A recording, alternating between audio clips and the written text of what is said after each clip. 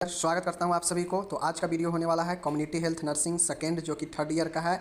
उसमें जो है हम दो प्रश्न लेकर आए हैं और दोनों प्रश्न जो है आपके शॉर्ट में पूछे गए हैं आपके एग्जाम में किसी न किसी साल। आप लोग देख लीजिएगा क्वेश्चन बैंक को अपने। तो अभी हम शॉर्ट क्वेश्चन का सीरीज चला रहे हैं जब तक हमारे सभी के सभी महत्वपूर्ण जितने भी इंपॉर्टेंट शॉर्ट क्वेश्चन हैं जब तक ख़त्म न हो जाएगा तब तक छोड़ेंगे नहीं। तो आज आपका यह तीसरा वीडियो है। ओके, आज आपका कम्युनिटी हेल्थ नर्सिंग जो है थर्ड है। इसका आपका जो है कि कौन सा वीडियो है, तीसरा वीडियो है। आप लोग इसको अच्छे से देखिएगा। ओके, दो प्रश्न शामिल किए हैं। दोनों प्रश्न का हिंदी इंग्लिश दोनों में पीडीएफ मिल जाएगा, आपको डिस्क्रिप्शन से डाउनलोड कर लीजिएगा। उससे पहले एक बार वीडियो जरूर देखिएगा ताकि चीज़ें आपको समझ में आए कि इसके अंदर पीडीएफ में क्या क्या हमें पढ़ना है। ओके, क्योंकि अगर आप चीज़ों को नहीं समझेंगे तो फिर आपको जो है पीडीएफ कितना भी डाउनलोड करके मोबाइल में आप जमा करते रहिएगा, आपको फिर वही होगा कि किताब पढ़ें चाहे पीडीएफ पढ़ें, बात वही होता है। लेकिन वीडियो को एक बार आप समझ लीजिएगा तो आपको जो है बहुत ही नॉलेज हो जाएगा और आराम से कभी भी पीडीएफ पढ़ेंगे तो आपको आइडिया आ जाएगा। चलिए देखते हैं। पहला प्रश्न है आपके सामने, नौकरी में रहते हुए शिक्षा को समझाएं। साथियों 5 नंबर में आपसे बार बार पूछा गया प्रश्न है कम्युनिटी हेल्थ नर्सिंग सेकेंड में कि describe in service education. In service education बहुत बार पूछा गया है, आप देख लीजिएगा। इसका मतलब होता है कि नौकरी में रहते हुए शिक्षा, इसका क्या होता है अर्थ, इससे समझाना है। या सेवारत शिक्षा से क्या समझते हैं। एक तो पहला वाला क्वेश्चन हो गया ऊपर था, या इसी क्वेश्चन को दूसरे लैंग्वेज में पूछ सकता है कि what do you mean by continuing education, continuing education. ठीक है, इसको सेवारत शिक्षा से आप क्या समझते हैं कहते हैं। ठीक है, अब मैं आपको इसका डिफिनीसन बता चुका हूं। जो लोग डिफिनीसन वाले वीडियो देखे होंगे उनको पता होगा कि सेवा में शिक्षा से क्या मतलब होता है, क्या समझते हैं। अगर आप नहीं देखें तो नहीं समझे होंगे, तो यहाँ पे समझने का प्रयास कीजिएगा। ओके, चलिए यहाँ पे देख लीजिए सेवारत शिक्षा इन सर्विस एजुकेशन क्या होता है। साथियों, सेवा में कार्यरत व्यक्ति द्वारा शिक्षा ग्रहण करना ही सेवारत शिक्षा कहलाता है। जैसे मानिए कोई व्यक्ति नौकरी कर रहा है, जैसे आप नर्स हैं, ठीक है, और आपको मन हुआ कि हमें अभी जीएनएम पर ही जॉब हुआ है, हमें आगे के जो है जॉब करना है, तो आप अपनी नौकरी में रहते हुए आप शिक्षा लेना चाहते हैं। और नौकरी होने के बाद जब आप चाहते हैं कि हमें और आगे का कोर्स करना है, पढ़ाई करना है, तो उस नौकरी पीरियड में आप जो शिक्षा लेना चाहते हैं और जो शिक्षा ग्रहण करते हैं नौकरी के रहते हुए, तो उसी को हम लोग सेवा में कार्यरत व्यक्ति द्वारा शिक्षा ग्रहण करना ही सेवारत शिक्षा कहलाता है, इन सर्विस एजुकेशन कहलाता है। ठीक है, सेवा में मतलब नौकरी में कार्यरत व्यक्ति द्वारा, समझ गए ना, शिक्षा ग्रहण करना ही सेवारत शिक्षा कहलाता है, इन सर्विस एजुकेशन कहलाता है। ओके, सेवारत शिक्षा से ज्ञान निरंतर बढ़ता रहता है। अब मान गए आप जीएनएम करके गए हैं, जॉब हो गया आपको सरकारी, आपको मन है कि हम बीएससी नर्सिंग करें, तो उसका प्रोसेस होता है, आप कर सकते हैं। सेवा में रहते हुए आप जो है पढ़ाई भी कर सकते हैं। तो इससे होता यह है कि आपको जो है और ज्ञान में जो है बढ़ोतरी होता है, निरंतर बढ़ता रहता है ज्ञान। चिकित्सीय क्षेत्र में आने वाली नई तकनीकों से परिचित होता है। और जो आप आगे का ज्ञान लेंगे, पढ़ाई करेंगे, उससे होगा क्या कि आपके अंदर ज्ञान तो बढ़ेगा ही बढ़ेगा, साथ में जो चिकित्सीय क्षेत्र में आने वाला जो तकनीकी होता है नए नए, उसके बारे में भी जानकारी मिलता है। वह नर्स की कार्य क्षमता में सुधार होता है। वह इसके आगे शिक्षा लेने से होता यह है कि नर्स के जो कार्य क्षमता होता है उसमें सुधार भी आता है। तो यही जो है आपका होता है सेवारत शिक्षा, यानी इन सर्विस एजुकेशन, यानी नौकरी करते हुए शिक्षा लेना। समझ गए। चलिए, अब सेवारत शिक्षा की कौन कौन सी विधि होती है। Method of in service education, सेवा में रहते हुए कितने विधि से आप जो है शिक्षा ले सकते हैं, देख लीजिए। यहाँ पे देख लीजिए, विभिन्न कार्यशालाओं के आयोजन द्वारा, या तो आप जो है विभिन्न जो कार्यशाला का आयोजन किया जाता है उसके द्वारा ले सकते हैं शिक्षा, या नर्सिंग काउंसिल द्वारा आयोजित विभिन्न प्रतियोगिता परीक्षाएँ या सेमिनार, मतलब जो नर्सिंग काउंसिल, विभिन्न नर्सिंग काउंसिल के द्वारा जो है आपके विभिन्न प्रतियोगिता परीक्षा जो है क्या किया जाता है, संचालित किया जाता है, और सेमिनार लगाया जाता है जिससे स्टूडेंट को या काम करने वाला अपना रिवीजन उसमें ले सकते हैं। ओके, अस्पताल की लाइब्रेरी में नवीनतम पुस्तकों द्वारा, या जिस अस्पताल में आप काम कर रहे हैं वहाँ पे जो लाइब्रेरी है वहाँ पे नए नए बुक हैं, उस बुक को पढ़ के आप जो है नए नए शिक्षा जो है ग्रहण कर सकते हैं, तकनीकों के बारे में जान सकते हैं। तो यही जो है विधि होता है जिसके द्वारा आप क्या कर सकते हैं कि शिक्षा ग्रहण कर सकते हैं नौकरी करते हुए। समझ रहे हैं ना। बाकी आप लोग जानते हैं कि जब सरकारी जॉब होता है तो आप आगे के पढ़ाई करना चाहते हैं तो उसके लिए स्टडी लीव मिलता है, जहाँ पे आपको नौकरी तो रहेगा बट पैसा एक भी नहीं मिलता है। शायद ऐसे ही कुछ प्रोसेस होता है, जब आपको सरकारी नौकरी नर्स वगैरह आप बन जाएंगे तो स्टडी लीव मिलता है पढ़ने के लिए, जहाँ पे आपको वेतन नहीं मिलेगा, आप नौकरी रहेगा। जब भी आप पढ़ाई ख़त्म करके आएंगे तो आपको नौकरी तो रहेगा, लेकिन उस दौरान आपको पैसा नहीं मिलता है। ये चीज़ें शायद होता है, समझ गए चीज़ को। चलिए, ये विधि समझ गए कि किन किन विधि से आप शिक्षा ग्रहण कर सकते हैं काम करते हुए। अब यहाँ पे सेवारत शिक्षा का उद्देश्य मतलब AIIMS of in service education, मतलब काम करते हुए, नौकरी करते हुए शिक्षा लेने का क्या मतलब होता है, क्या मकसद होता है, यानी क्या इसका उद्देश्य होता है। ठीक है, देखिए, नर्स की कार्यशैली की गुणवत्ता के स्तर को उच्च बनाना। अब कोई व्यक्ति जो है काम करते हुए, जॉब करते हुए आगे का शिक्षा प्राप्त क्यों चाहता है? इसीलिए चाहता है ताकि उसका जो काम करने का जो गुणवत्ता है उसमें जो है और ज़्यादा ऊंचाई हो, स्तर ऊंचा हो। ठीक है ना।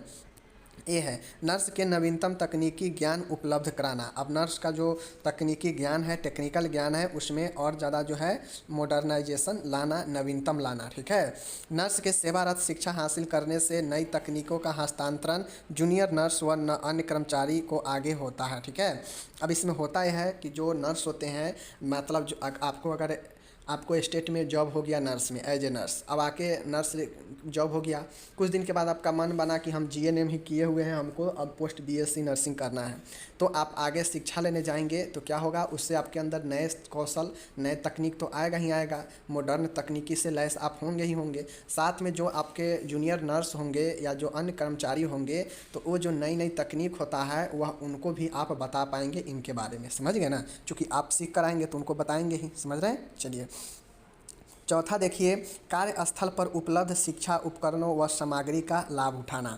अब जब आप उच्च शिक्षा लेने जाएंगे, लेकर आएंगे, तो जो भी कार्यस्थल जहां आप करेंगे, काम करेंगे, वहां पे जो भी उपकरण, जो भी सामग्री है, उसका आप अच्छे से जो है लाभ ले सकते हैं। ठीक है, क्योंकि शिक्षा का कोई अंत नहीं होता है, आप कहीं भी कभी भी ले सकते हैं, समझ गए। तो इस प्रकार से देख लीजिए, यह 4-5 पॉइंटें हैं जो सेवा में होते हुए शिक्षा लेने का क्या उद्देश्य हो सकता है, 4 पॉइंटें लिखा गया है। आप चाहें तो इसमें और सारे पॉइंट को ऐड कर सकते हैं कि कोई व्यक्ति अगर जॉब में है, सरकारी जॉब में है, और वह आगे का शिक्षा ले रहा है तो उसका क्या मकसद हो सकता है, तो इसमें आप और सारा पॉइंट को ऐड अपने से कर सकते हैं। बाकी मैं 4 पॉइंट आपको बता दिया हूँ, इसका इंग्लिश यहाँ पे नीचे दिया गया है, आप लोग के सामने यहाँ पे देख लीजिए, इंग्लिश वाले इंग्लिश में पढ़ लीजिए। तो इन सर्विस का हम आपको लक्ष्य भी बता दिए, विधि भी बता दिए कि कौन कौन विधि से आप कर सकते हैं, समझ गए। और साथ में मैं आपको क्या बताया हूँ, बहुत ही ज़बरदस्त जो है आपको क्वेश्चंस भी जो है मैं आपको सेवारत ख़त्म कर दिया। अब यहाँ पे हम आते हैं, एक और अच्छा क्वेश्चन है, अच्छा प्रश्न है कि व्यावसायिक रोगों की रोकथाम के क्या क्या उपाय हैं। व्यावसायिक रोग मतलब कहा जाए कि जो काम करने से जो रोग होता है, जैसे ईंट भट्ठा में काम करने से भी रोग होता है। ठीक है, कल कारखाने में काम करने से रोग होता है, बड़े बड़े पत्थर जो है तोड़ने में, समझ गए ना, पहाड़ी इलाकों में काम करने में, पथरीला पत्थर को तोड़ने में जो काम करता है उसमें भी जो है क्या होता है, उसमें भी रोग उत्पन्न होता है। अब रोग उत्पन्न कैसे होता है, तो जैसे जो पत्थर तोड़ेगा, पत्थर तोड़ने से उसका डस्ट निकलता है, उस डस्ट जो है शरीर के अंदर जाएगा, और शरीर के अंदर जाएगा तो श्वास नली को जाम करेगा, श्वसन से संबंधित रोग होगा। उसी प्रकार से कल कारखाने में काम करेगा तो हो सकता है कल कारखाने का जो तत्व है वह बॉडी में प्रवेश करेगा श्वास के द्वारा, और वह रोग उत्पन्न कर सकता है, समझ गए ना। उसी प्रकार से अन्य तरीकों से जो है अन्य व्यावसायिक रोग होता है। व्यावसायिक मतलब आप काम करते हुए रोग का शिकार हो रहे हैं, समझ गए ना, तो यही जो है आपका व्यावसायिक रोग होता है। चलिए हम बताते हैं, तो उसी व्यावसायिक रोग के रोकथाम के कौन कौन से उपाय हो सकते हैं, इसको हमको लिखना है। What are the different measures to prevent occupational disease, मतलब एक व्यावसायिक जो है रोग को कैसे बचाव किया जा सकता है, रोकथाम किया जा सकता है। चलिए देखते हैं आंसर, यहाँ पे देखिएगा आप लोग, देखिए यहाँ पे, अब जो व्यावसायिक रोग है इसको रोकथाम करने का अनेक उपाय है। कौन कौन से उपाय हैं, चलिए मैं देखता हूँ। साथियों यहाँ पे आप लोग ध्यान से देखिएगा कि पहला जो पॉइंट है, नियुक्ति पूर्व निरीक्षण, मतलब व्यावसायिक रोग को अगर आपको रोकना है तो किसी व्यक्ति को, आपको जिसको हमें काम पर देना है, उसको जो है हमें क्या करना होगा कि पहले इसको काम देने से पहले इसका निरीक्षण करवाया जाए, इसका जो है परीक्षण करवाया जाए, मतलब टेस्ट करवाया जाए। ठीक है ना। देखिए, किसी भी श्रमिक व कार्मिक को व्यवसाय में नियुक्ति देने से पूर्व परीक्षण करना चाहिए कि वह उस व्यवसाय के योग्य है या नहीं।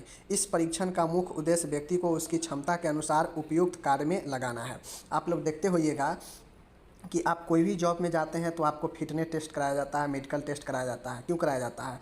कि आप जो है इसमें आने के बाद कहीं तुरंत रोग से तो ग्रसित नहीं हो गए, पहले से कोई रोग तो नहीं है, क्योंकि पहले से रोग होगा और इस विभाग में आने के बाद और ज़्यादा रोग हो जाएगा तो कहीं ना कहीं आप विभाग के लिए सही से काम नहीं कर पाएंगे और आप बोझ की तरह रहेंगे, ठीक है ना। तो इसलिए टेस्ट सब कराया जाता है, फिटिंग टेस्ट होता है। इसी टेस्ट को अगर आपको किसी सैनिक वगैरह में जाना है तो यह टेस्ट एकदम कड़क टेस्ट होता है। थोड़ा भी अगर आपके स्वास्थ्य में दिक्कत लगेगा तो आपको हटा देता है। क्यों हटा देता है? क्योंकि वहाँ पे एकदम फिट व्यक्ति चाहिए। लेकिन बात किया जाए कोई ऑफिशियल अगर जॉब निकलता है, नॉन मिलिट्रियल कहीं डिपार्टमेंट में जॉब निकलता है तो वहाँ पे अगर हल्का फल्का आपको दिक्कत भी रहता है, नॉर्मली चेकअप होता है, समझ गए ना। तो यही चेक इसीलिए किया जाता है नियुक्ति से पूर्व, ताकि एक योग्य व्यक्ति को योग्य काम मिल सके, ताकि वह अच्छे से काम को अपने कर सके और उसको जो है अपने क्षमता के अनुसार कार्य को करने में अच्छा हो और बेहतर ढंग से कर सके। इसीलिए नियुक्ति से पूर्व परीक्षण करना जरूरी है, ताकि एक अच्छे व्यक्ति को लगाएंगे, एक रोग से ग्रसित व्यक्ति को जो है जॉब पर नहीं लगाएंगे। इसलिए यह परीक्षण नियुक्ति से पूर्व किया जाता है, जिससे हम बीमारी को क्या कर सकते हैं, रोक सकते हैं, व्यावसायिक बीमारी को रोकथाम कर सकते हैं। समझ गए? चलिए दूसरा देखिएगा, व्यवसायिक कार्य परीक्षण। व्यवसायिक कार्य परीक्षण का मतलब होता है कि देखिएगा, व्यक्ति को जिस कार्य के लिए चयनित किया जाए उसके लिए पर्याप्त प्रशिक्षण प्रदान करना चाहिए, ठीक है। व्यवसायिक कार्य प्रशिक्षण का मतलब है कि जो भी व्यक्ति को, जैसे डिपार्टमेंट में सबको, किसी को अगर प्यून का नौकरी मिला तो उसे प्यून का प्रशिक्षण देना कि प्यून का क्या काम है। किसी को अगर सिक्योरिटी गार्ड का जॉब है तो उसको सिक्योरिटी गार्ड का प्रशिक्षण देना कि आपको क्या काम करना है, क्या क्या करना है, ठीक है ना। तो यानी सबको अपने अपने व्यवसाय का प्रशिक्षण देना, ताकि वह बेहतर ढंग से अपने काम को आगे कर सके। यानी व्यवसायिक कार्य प्रशिक्षण इसीलिए होता है, ठीक है ना। व्यवसायिक कार्य परीक्षण इसीलिए होता है कि जो भी व्यक्ति हो वह अपने काम को बेहतर ढंग से कर रहा है या नहीं कर रहा है, इससे जो है एक योग्य अभ्यर्थी का पता चलता है। जैसे आपसे अगर क्लर्क का बहाली मांगता है तो क्लर्क में ज़्यादातर में कहता है कंप्यूटर होना चाहिए, ठीक है ना, टाइपिंग टेस्ट आना चाहिए, ऐसा होता है ना। क्यों कहता है? और टाइपिंग का टेस्ट भी करवा के दिखवाता है, ऐसा क्यों करता है?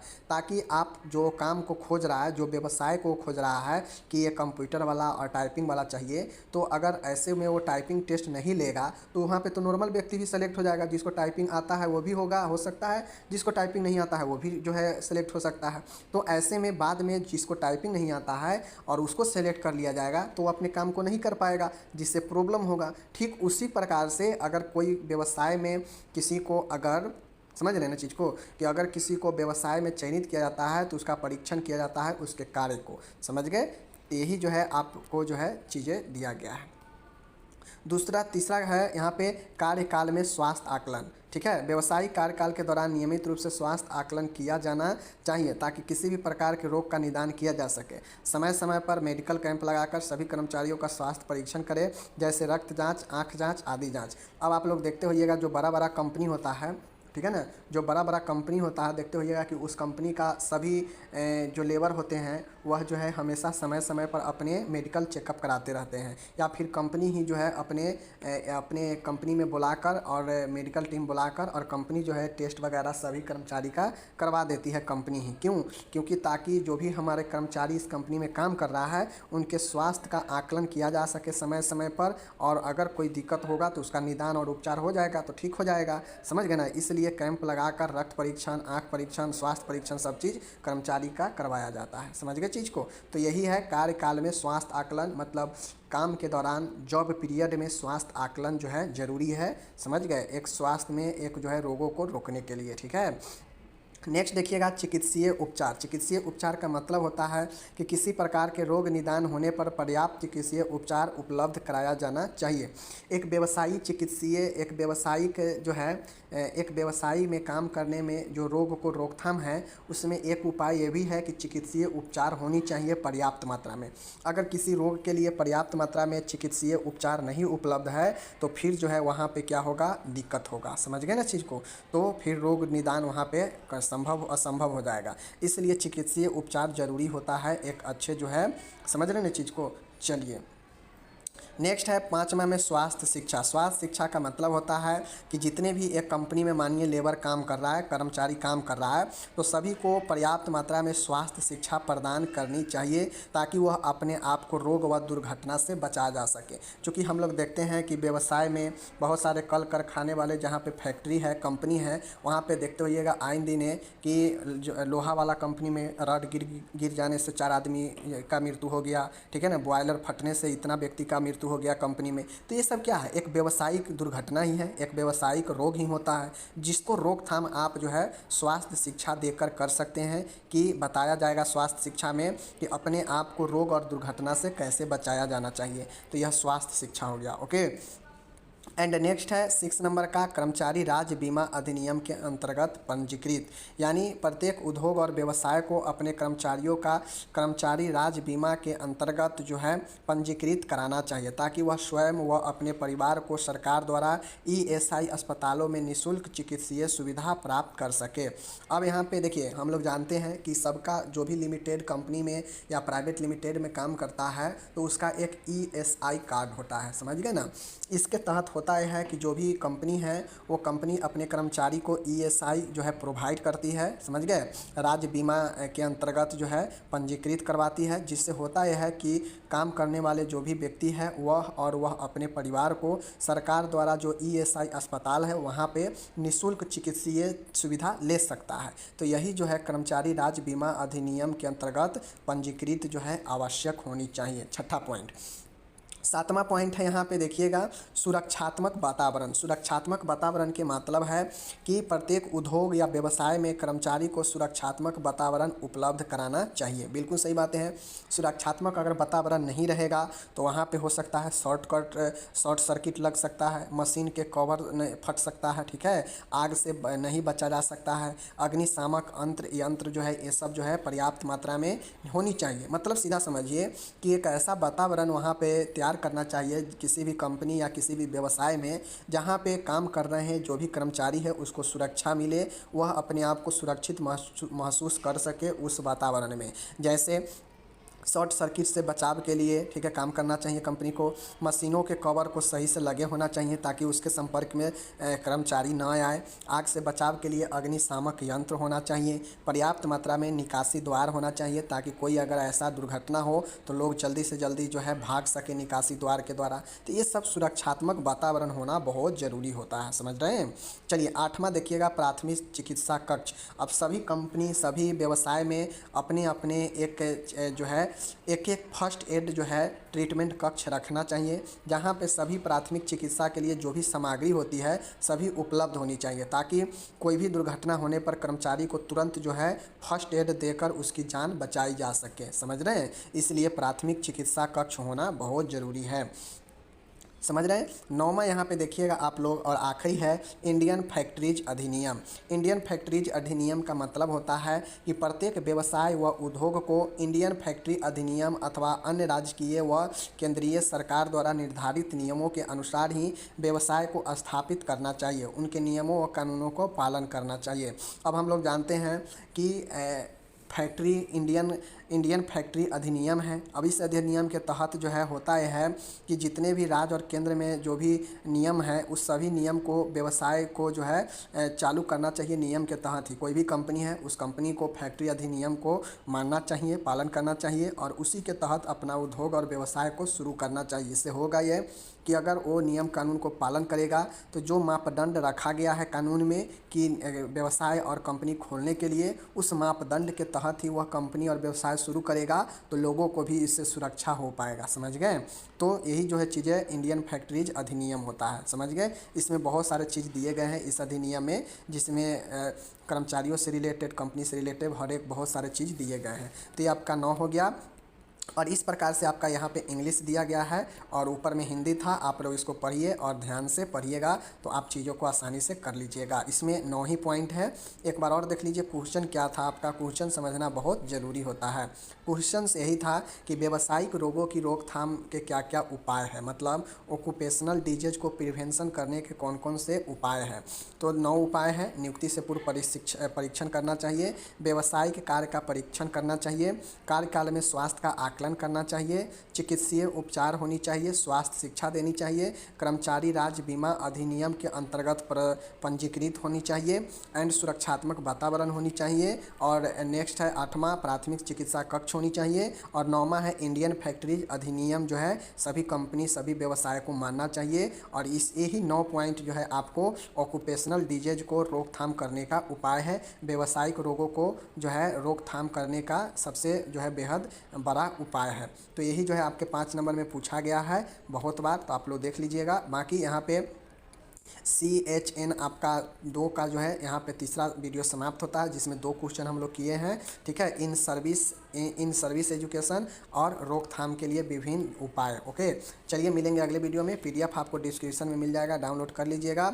और आपको मैं बता दूं, संडे के दिन आपका जो है अब आपका क्लास ऑफ रहेगा, ठीक है। संडे के दिन जो है आपके 3rd ईयर के क्लास ऑफ रहेंगे, तो ये चीज़ें ध्यान में रखिएगा। ओके, फिर मंडे से रेगुलर क्लास चलेगा आपका।